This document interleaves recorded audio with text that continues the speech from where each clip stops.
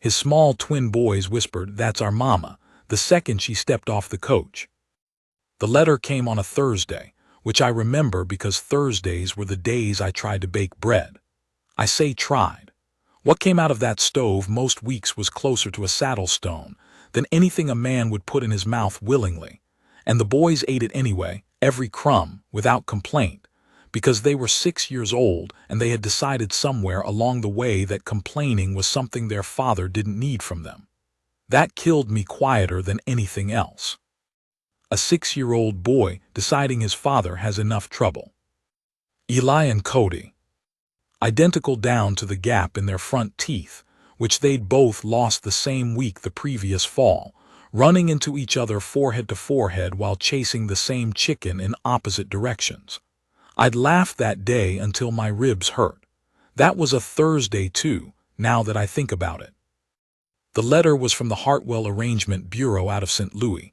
I'd written to them 4 months prior, late on a Sunday night when the boys were asleep, and the house was so quiet I could hear the lamp wick burning. I hadn't told anyone.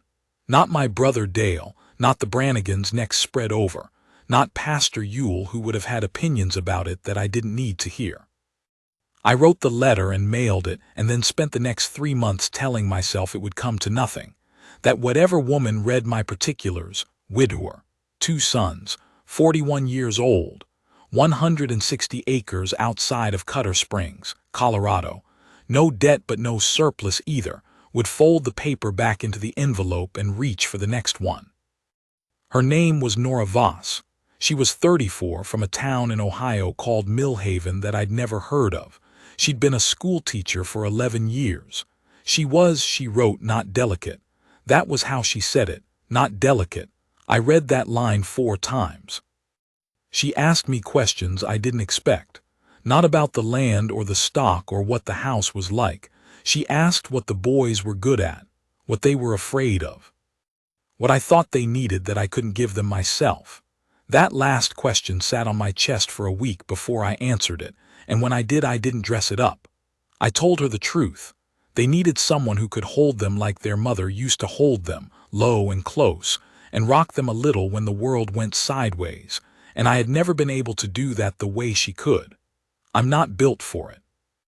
I love them past everything, but I'm built like a barn door and I hold them like I'm afraid I'll break something, and they know it, and I know they know it. Nora wrote back in 9 days. She said yes. I wrote her 3 more letters before she came, and she wrote 3 back, and by the end of those 3 I knew more about her than I'd known about some people I'd lived alongside for years. She told me about Millhaven, a flat town, she said, with good people and small sky. She'd loved the school and not much else about it. Her mother was dead. Her father was alive, but they weren't close in the way that doesn't get explained in letters. She had a sister in Cincinnati who she wrote to regularly, and who had taken the news of the arrangement with, as Nora put it, careful enthusiasm. I wrote her about the ranch, the 160 acres, the creek that cut through the south pasture, the way the mountains looked in September when the aspens turned, and the whole range went gold and orange up the slopes. I wrote her about Eli and Cody, who were impossible to describe adequately but whom I tried to describe anyway. I told her Eli was the one who thought before he spoke, and Cody was the one who spoke before he thought, and that between them they'd figured out a kind of system where Eli's caution was offset by Cody's momentum, and they got things done that way together, that neither one would have managed alone. She wrote back and said that sounded like a very good system, and that she hoped to meet them soon. I read that and thought about the size of what I was doing. A woman in Ohio agreeing to come to a ranch in Colorado to marry a man she'd never met and take on 2 boys who were somebody else's. And it sat heavy on me for a day before it settled into something closer to wonder. The morning her coach was due in Cutter Springs, I dressed the boys in their good shirts, which were only slightly less worn than their bad shirts, and combed their hair with water, which made Cody look like a wet rooster and Eli like a wet rooster's brother. I told them both they looked fine. They didn't believe me, but they let it go. Dale drove us in his wagon because mine had a wheel that was talking back to me, had been for 2 weeks, and I hadn't had time to pull it and true it up properly. Dale didn't say anything most of the drive. He was that kind of brother. We disagreed about the whole arrangement, not in a fighting way, more in the way of two men who have known each other 40 years and can disagree without taking it personally. He thought I was moving too fast. I told him that 6 years of handling everything alone and 2 boys who decided not to complain constituted the opposite of fast. He'd nodded at that and let it go. The boys sat between us in the wagon and didn't talk either, which was unusual. Normally, I couldn't get them to stop. They were looking at the road ahead like they were going to see something important and didn't want to miss it. Cutter Springs wasn't a big town. The coach stop was in front of Hartley's Dry Goods, which had a hitching post on the left side and a bench on the right, and a general air of being the center of what passed for activity in that part of the territory. There were maybe a dozen people there for various reasons, male mostly, and a few who were there for the same reason I was. I could tell by the way they were dressed and the way they were trying not to look nervous. 2 men about my age, both of them in newer shirts than usual, both of them watching the road from the north with the look of people who have made a decision and are waiting to find out what they've done. I was trying not to look nervous too. I probably wasn't succeeding. Dale looked at me once, sideways, and then looked at the road again. The boys had climbed down from the wagon and were standing with me at the edge of the platform. Cody had his hands in his pockets and was shifting his weight, 1 foot to the other. Eli was perfectly still. That was how you could tell them apart when they were anxious. Cody moved and Eli stopped. The coach came in 20 minutes late, which felt like an hour. The door opened and people started stepping down, and I was watching, and then Cody pulled on my sleeve and said, quiet, right next to my ear, "That's her, Papa." I looked where he was looking. She had just stepped to the ground. Dark coat, brown hair up under a gray travel hat, a bag in each hand that she was managing herself without looking for anyone to take them. She was scanning the platform in the careful way of someone who is prepared to be surprised and has decided not to show it either way. Her eyes were moving through the crowd, measuring, not anxious, and I thought, even then, that she had the look of a person who'd done harder things than this. Eli said just as quiet, "That's our mama." Neither of them had spoken to each other. They just both looked and arrived at the same place, the way they did sometimes, like they were sharing the same thought between them through some means I'd never understood and hadn't tried to. She hadn't seen us yet. I stepped forward and took off my hat, and she found me and her eyes settled on me. And then she looked down and found the boys, and something happened in her face that I am not going to try to name because I don't have the words and wouldn't trust myself to use them right even if I did. I said, "Miss Voss." She said, "Mr. Hosser." Then Eli walked up and took one of her bags out of her hand without asking, and Cody walked up and stood next to her elbow like he was her escort, and she looked down at them and laughed, just once, short and surprised, like something had caught her before she was ready for it, and that was more or less how it started. We didn't marry for 3 weeks. I'm not going to pretend there wasn't a reason for that beyond propriety. There was. I was afraid. Not of her. She had not done a single thing to be afraid of what it would mean, afraid of what Ruth would think wherever Ruth was, afraid that wanting it this much after all this time, meant I'd done something wrong by her memory that I couldn't name or account for. Nora stayed at Mrs. Alderson's boarding house in town those 3 weeks.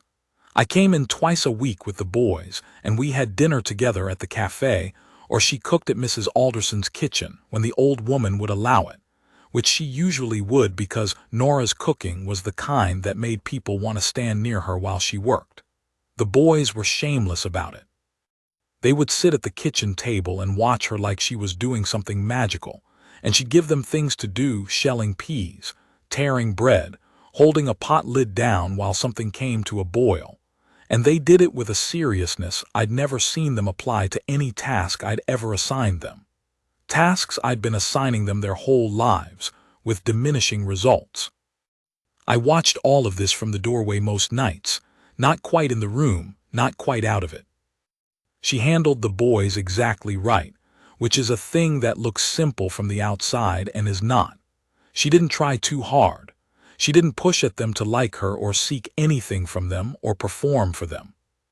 She just included them in whatever she was doing as though that were the most natural arrangement in the world, and they responded to that the way sensible creatures respond to a person who isn't trying to get something from them, by moving closer. One night the second week I was watching her read to them. She'd brought books from Ohio, wrapped in brown paper so they'd survive the journey, 6 of them, all different, I counted when she unpacked them at Mrs. Alderson's. She was reading something I didn't know, and the boys were on either side of her, leaning in, and she had one hand resting on Cody's back in that low, easy way, and she was rocking them very slightly without seeming to know she was doing it. I had to go outside. I stood in the alley behind the boarding house for about 5 minutes. It was cold. I didn't have my coat. I stood there until I was sure I had my face in order, and then I went back in. She looked up when I came through the door, and she didn't say anything, and neither did I. But she looked at me like she knew exactly where I'd been and what for, and she didn't make anything of it, just went back to the book, and that was one of the kindest things anyone has ever done for me.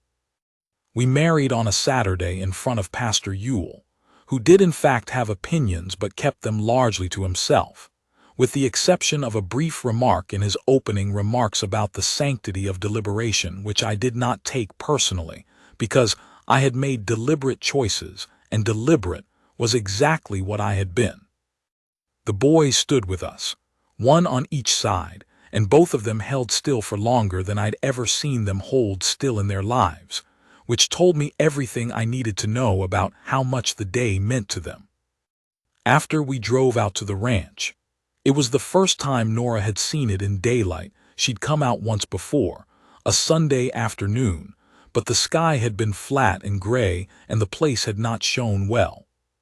That afternoon the light was late and golden, and the mountains were doing that thing they do in November where they look close enough to touch, and she stood outside the wagon after I helped her down and looked at the whole spread.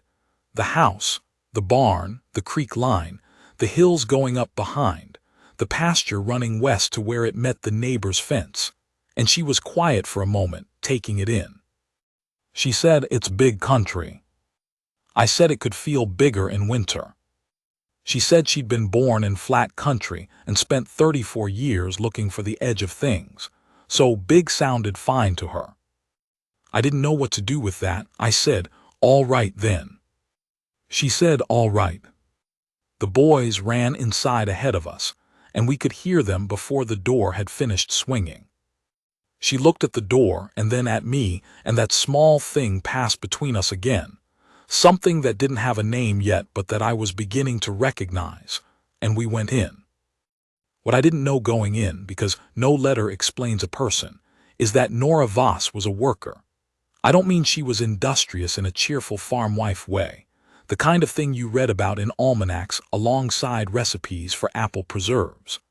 I mean she worked the way a person works when they've been carrying their own weight since they were young, and have made a kind of peace with the fact that most things don't get done unless you do them yourself.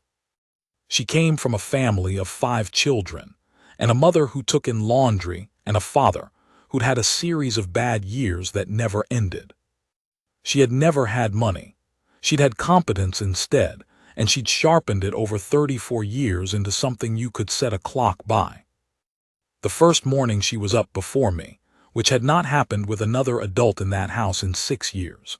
I came downstairs in the dark, and there was a fire in the stove and coffee made, and she was in her coat at the kitchen table with a piece of paper, writing by the lamp. I asked her what she was writing. She said she was making a list of things the house needed that could be fixed before winter set in hard, and she'd marked which ones she could do herself and which ones she'd need me for. I sat down and she slid the paper over and I read the list. 14 items. the drafty window frame in the hall, the cellar door that didn't hang right, the porch board second from the steps, which I'd been stepping around for a season, the chimney flue. She had it right. Every item she'd marked for herself, she'd marked correctly. Every item she'd marked for me, she'd marked correctly. She'd been in the house 12 hours. I said, "You wrote down the chimney flue." She said the draw was off. She'd noticed it when she lit the stove. I said, "I know. I've been meaning to get to it." She said, "I know you have. There's probably been a lot to get to." She said it without any edge, without any implication. Just said it, the plain truth of it, and put her coffee cup down and went to start on breakfast. I sat there for a minute with the list in my hands. Half of those 14 items I'd been meaning to get to for over a year. Not because I didn't care. Because there are only so many hours, and the hours had been going to the stock and the boys and the land and the fencing and the equipment, and at the end of them I was empty, and the house had been getting what was left over, which was not much. 14 items. She'd seen it all in one morning and hadn't made it into a judgment, just a list. The boys were in school in town by then, riding in with Dale's eldest boy most mornings, so the days on the ranch were just Nora and me. That was stranger than I'd expected. Not in a bad way. Strange in the way of a thing that hasn't existed before and doesn't have a name yet. She learned the animals fast. She wasn't afraid of the horses, which surprised me. A lot of women were, even women who'd grown up in farm country. She moved around them with her hands open and her body square, not aggressive, just clear, and they read that, and settled for her the way animals settle for people who are not asking anything from them. The older bay, Mac, who'd been difficult since the previous spring, and whom I'd been considering selling because he'd gotten into a habit of shying sideways at nothing and twice had nearly put Dale on the ground, took to her inside of 2 weeks. He'd follow her to the fence line when she walked out in the mornings. I'd watch this from the barn and think things I didn't say. There were nights those first weeks that were quiet and careful, the way the nights get between two people who are still learning the shape of each other, still finding out where the sharp edges are, and where the soft ones and what the distances are supposed to be. She read in the evenings. I worked on equipment at the table or did the ledger, which I hated with a consistency I could have set a watch by, and sometimes we talked and sometimes we didn't, and she didn't need to fill silence. I'd been around people who couldn't tolerate quiet, who experienced it as something to be filled, and would fill it with anything available whether it was worth saying or not. Nora wasn't like that. She wore on me like nothing I can properly describe, like the right tool for the right job, easy in the hand, no wasted effort. The first time we argued was about the Pelham account. I had a standing arrangement with Ira Pelham, who ran cattle up on the North Range, to lease him my east pasture in summer for a flat rate that I'd set 4 years ago and hadn't adjusted. Nora had found the arrangement in the ledger. She'd taken over the ledger at my invitation, which I had extended as a practicality and which she had accepted the same way and come to me about it. She said the rate was low. I said Ira and I had an understanding. She said that was fine, but the understanding was costing me about $40 a year at current prices, and I should at least think about talking to him. I told her the financial arrangements of the ranch were my concern. She looked at me for a moment, the way she looked at things she was deciding how to handle. Then she said, "All right," and went back to what she'd been doing. I was annoyed for 2 days. Then I did the arithmetic she'd been pointing at, slowly and against my own resistance, and she was right. She was $40 right, and I went to Ira Pelham and had a conversation that was somewhat uncomfortable because Ira and I had been on comfortable terms for a long time, and comfortable terms are their own kind of trap. Ira took it well enough because he was a fair man, and I came home with a new rate that was $40 better. I sat down at the kitchen table that evening and told her I'd talked to Ira. She said, "How'd it go?" I said, "Fine, you were right." She said, "Good," and handed me a cup of coffee and went back to the stove. That was it. No score settled. No point made. No returning fire on the thing I'd said about the financial arrangements being my concern, which she'd had every right to return fire on and hadn't. I'd half expected, I don't know what I'd expected. Whatever I'd built up from 6 years of being the only one with opinions in the room, I suppose. She just received what I'd said and moved on, and that was one of the kindest things anyone had done for me in a very long time. People don't generally let you be wrong without collecting on it. Nora did. The hard night came in December, about 6 weeks after we married.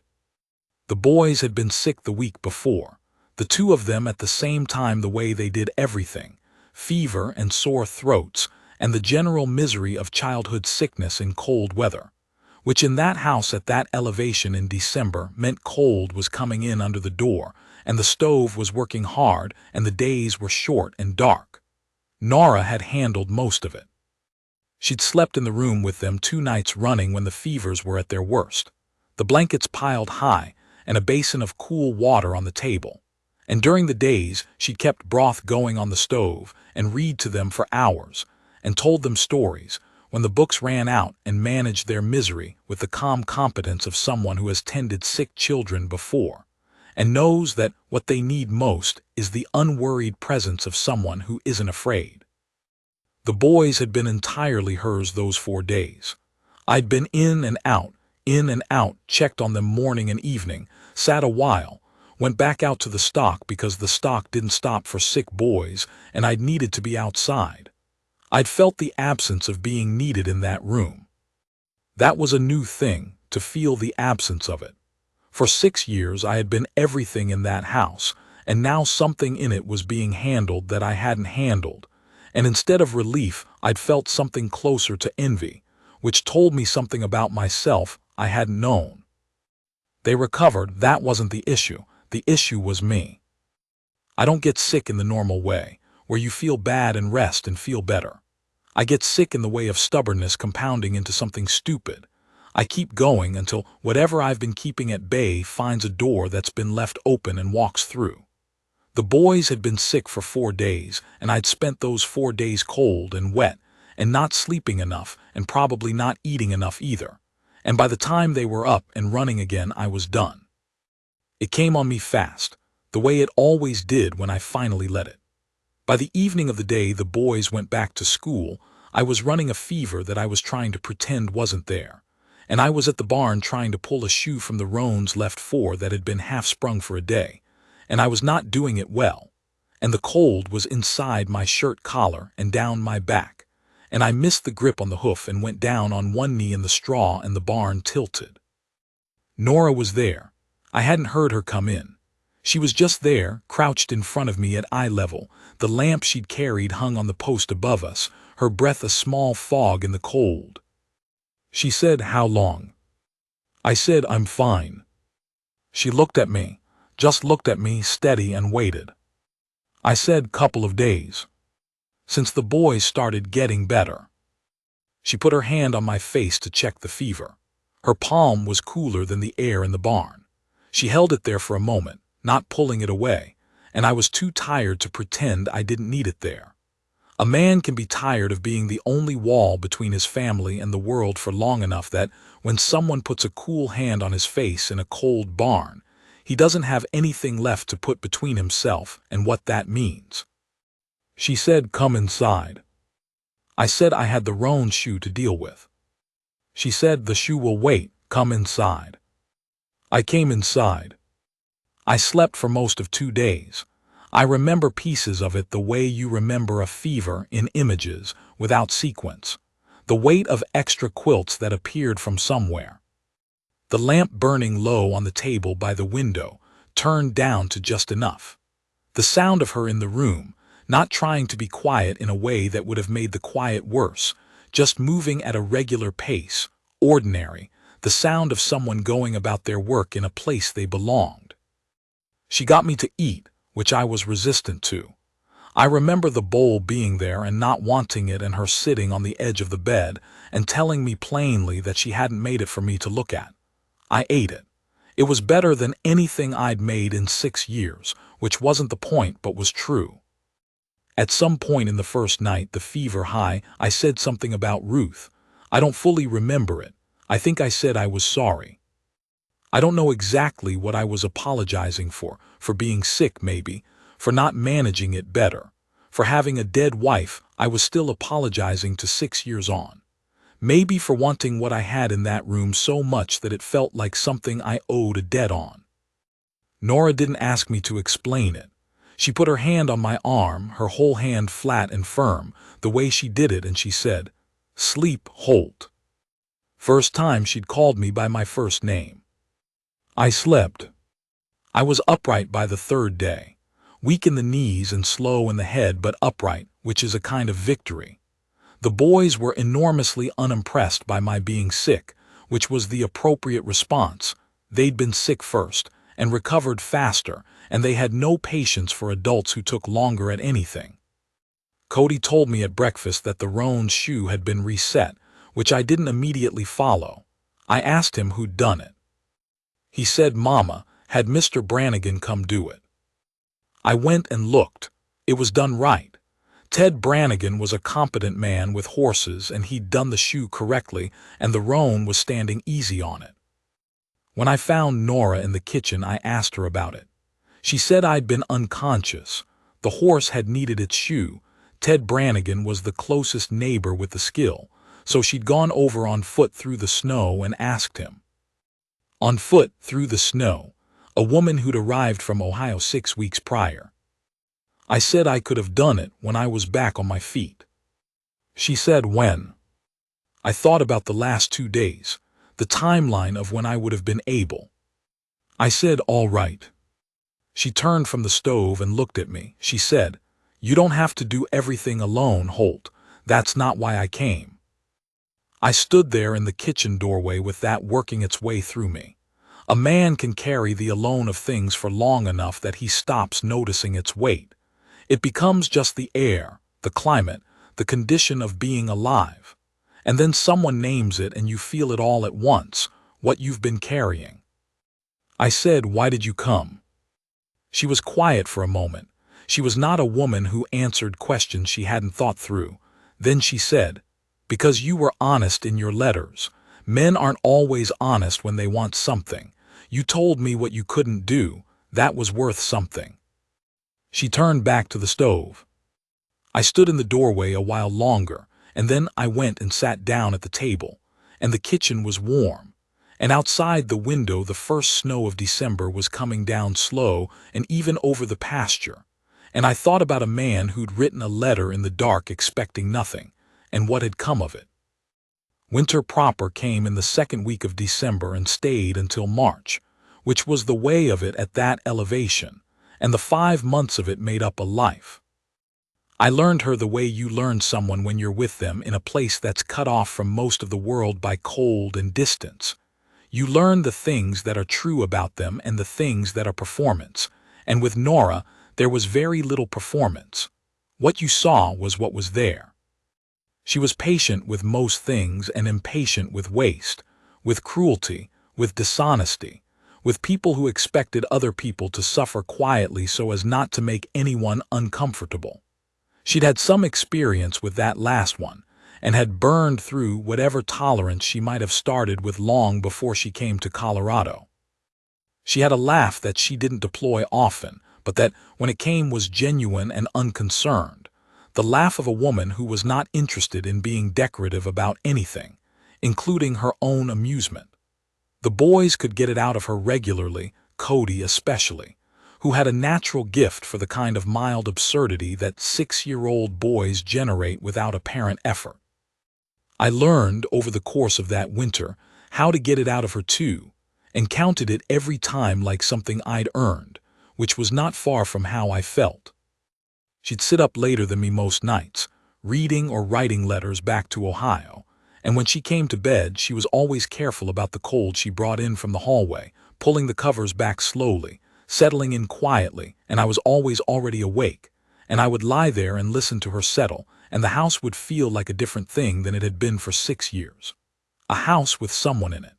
A house with weight distributed properly across its rooms, so it didn't sit at an angle anymore. She talked about her students sometimes, the ones from Millhaven, 11 years of them. She remembered names, most of them, not all, but a remarkable number, with the specific detail of a person who had paid real attention. She'd tell me about a particular child now and then, something that child had done or said that had stuck. And listening to those stories, I began to understand what she'd given up to come here. Not in a tragic way, she hadn't said it was a sacrifice, and I don't think she thought of it as one, exactly. But something had been left behind, a particular relationship of a good teacher to the children she taught, and I understood it was real, and I didn't forget it. One evening she told me about a boy named Thomas in her last year at the Millhaven school, who couldn't read at 9 years old, and whom 2 prior teachers had written off as slow. She hadn't written him off. She'd stayed after school with him 3 days a week for a full term, not making anything of it, just working with him, finding the angle that worked for him, which turned out to be letters connected to sounds he already knew: bird calls, his words for things, the sounds of his particular world. He'd read her a full paragraph by December, hesitant, 1 word at a time, and she had thanked him for his work and dismissed him without ceremony because she'd known that making it a big moment would embarrass him. He'd come back the next morning and read the whole page. She told this story without sentimentality, just the facts of it, a problem and a solution and a result. But I could hear in it what it had cost her, the leaving. All those years of boys like Thomas, and she'd walked away from them to come to a ranch in Colorado to marry a man she'd never met. I didn't know what to do with that except to try to be worth it, which was a standard I intended to maintain. Eli and Cody came back from school in January with better arithmetic than they'd left with in December. I noticed it when Eli correctly calculated how many fence posts we'd need for the south quarter at dinner one evening off the top of his head with the right answer. I looked at Nora across the table. She was looking at her plate and not saying anything. She never pointed things out. She just did them, and the results were there. The thing with Reardon happened in February. Hatch Reardon was a man who ran a small operation north of us, on the other side of the Pelham Range. We'd had trouble before, minor trouble, a boundary dispute 4 years back that had resolved itself legally but that he'd never fully let go of personally. He was the sort of man who kept a grievance in his coat pocket and took it out regularly to look at it, to make sure it was still in good condition. That February he started letting a portion of his stock drift south onto my east pasture. Not accidentally, his east fence was sound. I'd checked it. The amounts were calculated, enough to be useful to him and small enough to deny if pushed. I found it 3 times and moved his cattle back across the line without saying anything. The 4th time I went north to see him. The conversation was not friendly.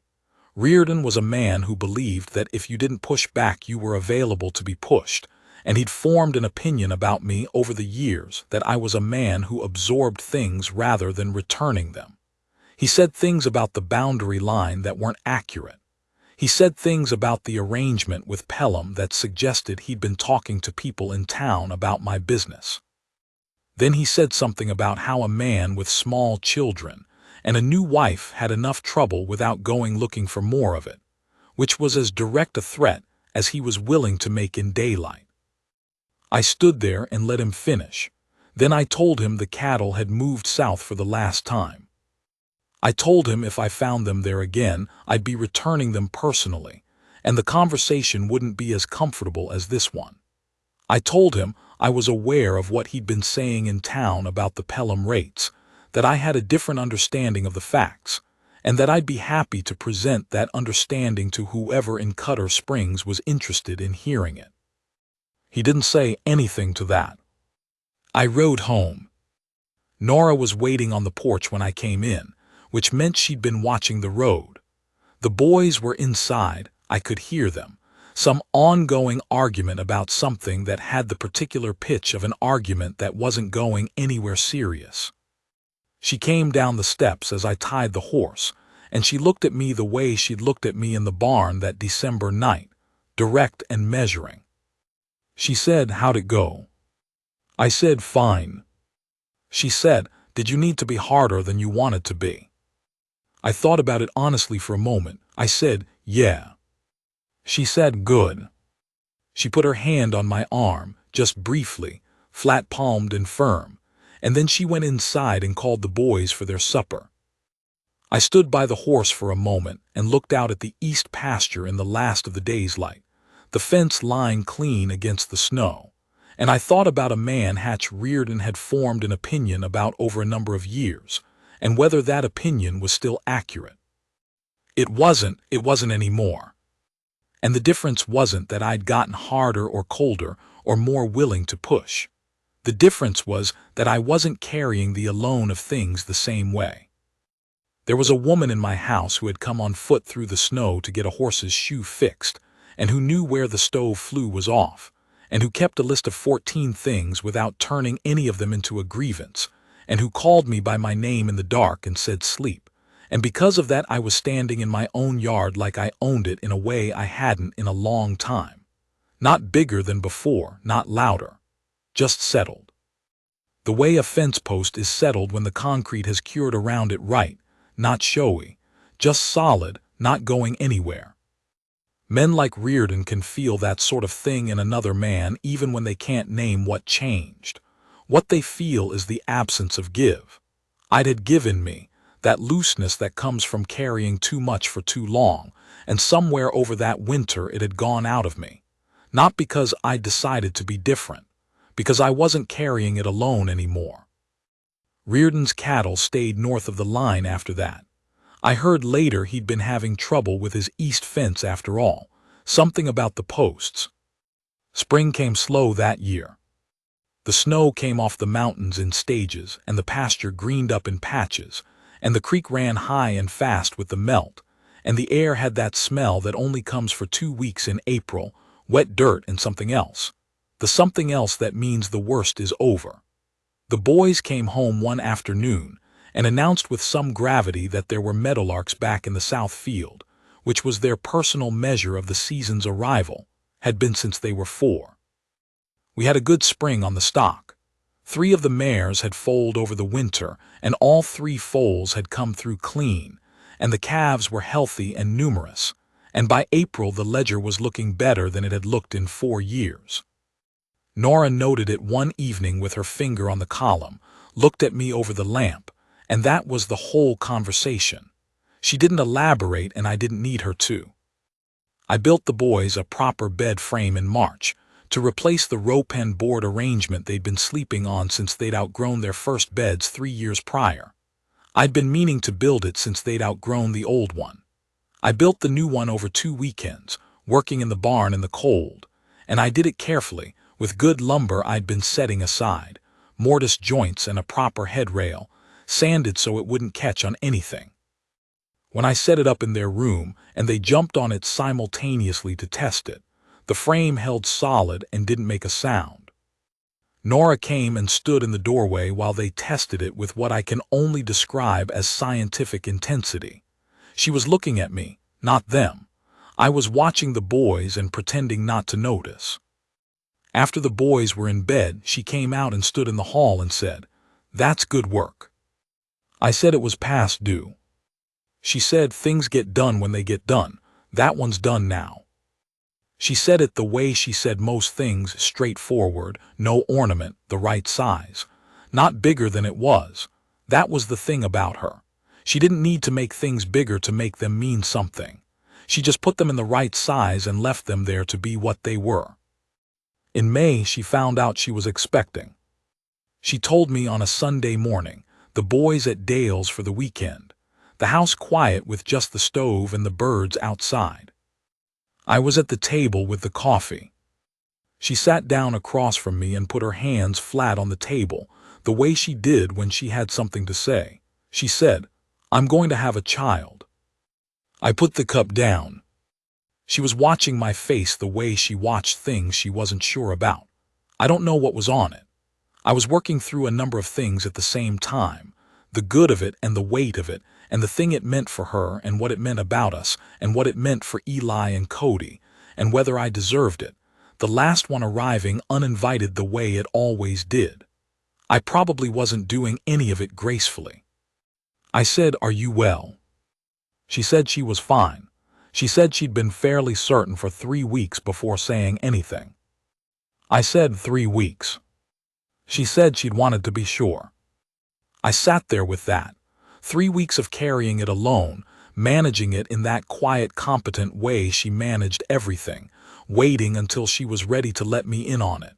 That was Nora. She didn't bring you something until she knew what it was. I said, "Nora." She looked at me. I said, "I'm glad." She took a breath, a slow one, and the careful look she'd been holding went out of her face. She said, "So am I." That was the whole conversation.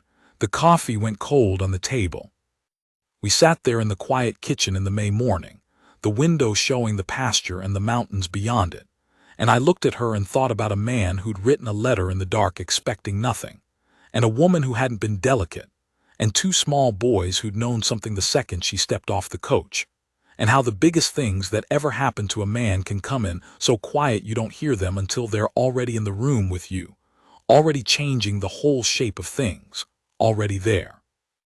The boys took the news the way they took most news, which was to immediately want to know practical details. When, which room, could they name it? On the last question, Nora told them they could each make a list of suggestions and she would take the lists under consideration. She said it with a straight face. By supper they had a combined list of 11 names, all of them either the names of horses or the names of characters from her books, none of them what you'd call practical. She received the list seriously, read it through without expression, thanked them for their thought on the matter, and folded it and put it in her coat pocket. I watched this from across the room and had to look at the wall for a moment. She caught it, same as she caught most things. She found me with her eyes across the room, and something passed between us that I don't have language for, and she went back to the boys and the list, and I looked at the wall until my face was in order. Clara was born in November, healthy and loud about it, which Eli and Cody both took as a sign of strong character. She had Ruth's coloring, fair, lighter eyes than mine, and I noticed it when they first put her in my arms and I held still with it. Didn't look away from it. Looked at it and let it be what it was. Nora was watching me from the bed. The deep tired of what she'd just done settled into her face and making it look different, older and younger at the same time. When I looked up, she held my eyes and didn't look away. I said, "She's well." She said, "She's loud." I said, "Yeah." She said, "Holt." I looked at her. She said, "You're allowed to be happy." I stood there with the baby in my arms. Eli and Cody pressed in on either side of me, their 2 identical heads bent forward to look, and the lamp on the table and the November dark outside the window and the sound of the stove in the other room, and I thought about being allowed. I thought I probably was. Reardon sold his operation and moved on the following spring. I heard about it from Ted Brannigan at the feed store in town, who mentioned it the way you mentioned something mildly interesting. I said nothing particular about it and went on about my day. Dale came out that summer to help me put a new roof on the barn, which had been needing it for 2 years. He and Nora had reached a kind of accord by then, not close, because they were not similar people, but the accord of 2 people who respected the same person for different reasons, and had found that common ground was enough to make working around each other comfortable. I watched them move through the yard while I was up on the barn roof pulling old shingles, and at one point Dale said something to her that I couldn't hear from where I was, and she gave him the real laugh, the unconcerned one, and he looked surprised by it in a way that made me smile at the shingles in front of me. He said to me at lunch, "She's something." I said I knew it. He said I was wrong. About moving too fast. I said, "Yeah." He said, "All right," and went back to his lunch, and that was the whole conversation, which was exactly right. By August the boys were 7, going on 12 in their own estimation. They had real chores now, the kind that needed doing correctly or animals went hungry or water didn't get where it needed to go, and they did them without a great deal of argument. Early on, Nora had made it plain that the work of the ranch belonged to everyone in it. Not as a lecture, I never heard her lecture anyone. Just as the obvious fact of how things worked, delivered once and not repeated, and somehow that made it stick in a way that my years of repeating things had not managed. They were easy with her. That was the word, the one that fit. Easy. They'd been easy with her from the second she'd stepped off the coach and Eli had taken her bag, and the ease had only deepened over the year, had settled into something you don't notice anymore because it's the condition of the house, the weather of it, the way things are. I'd been afraid before she came that bringing a woman into the house would complicate what the three of us had. The three of us had something, a worn, careful thing, shaped by loss and by being alone together, with its own patterns and its own understanding. I'd been afraid another person would disturb that. What she'd done was complete it. Quietly, without announcing she was doing it, without requiring anyone to acknowledge it. She just stepped into the space where the missing weight was, and the house had leveled. I am telling you this on the porch of the same house, 20-some years later. The boards under my boots are the same ones, though I've replaced a few over the years when they started talking back. The mountains are the same, sitting the same distance they've always sat, which is close enough to feel and far enough to keep. The barn Dale and I roofed that summer held for 15 years before I put a new one on, Eli and Cody helping by then, old enough to be useful and young enough to still argue the whole time about whose nail was set better. Nora is in the kitchen. I can hear her. After 20 years, I know every piece of that sound, which drawer sticks and how she handles it, the particular sound the coffee pot makes when it's set down on the iron versus picked up from it, the pause before she opens the back door, 2 seconds always, the same pause every time. I know all of it and I am not tired of any of it. Clara is married, lives up near Glenwood with her husband and 3 children, the eldest of whom has her grandmother's look about the eyes and her grandfather's stubbornness about everything else, which Nora finds unreservedly delightful. The boys men now, both of them ranching, Cody on his own land 2 miles east of here and Eli up north near where Dale's spread used to be. They come by most Sundays and fill the house with noise and eat everything, and leave the kitchen table moved 6 inches from where it was, which Nora has long since stopped correcting. She stands on the porch and watches the road after them for a minute before she comes back in. I watch her do it every time, and every time I think about 2 small boys on a platform in front of Hartley's Dry Goods, leaning into each other, saying what they saw. That's our mama. I was 41 years old when I wrote a letter in the dark expecting nothing. I told a woman I'd never met what I couldn't give my sons alone. She was 34 and not delicate, and she came anyway. There are things in a man's life he can point to and say, that was the thing. That changed the shape of everything after it. The letter was one. The woman stepping off the coach and the boys speaking quiet beside me before I'd said a word, that was another. The December barn, her hand on my face cooler than the air. The kitchen the morning after Reardon, her saying you don't have to do everything alone. But mostly it's not the moments you can point to. Mostly it's the small ones, the ordinary ones, the coffee already made when you come downstairs, her hand flat on your arm, firm and certain, the sound of a drawer in the kitchen that you would know in the dark from any other drawer in any other house in the world. The laugh deployed rarely, real every time. That's what a life with a good woman is, not the story you tell someone, the condition, the weather of the house, the particular weight of being known by a person who looked at what you were, all of it, the parts you were proud of and the parts you weren't, the broke wheel and the overdue fence posts, and the man who went down in his own barn in December and couldn't get back up and chose it anyway, who came 2,000 miles on a coach with 2 bags she carried herself, who read the house in one morning and wrote a list without judgment, who walked through snow to get a horse's shoe fixed while you were down, who did all of it not because she owed you any of it but because she chose to. Freely.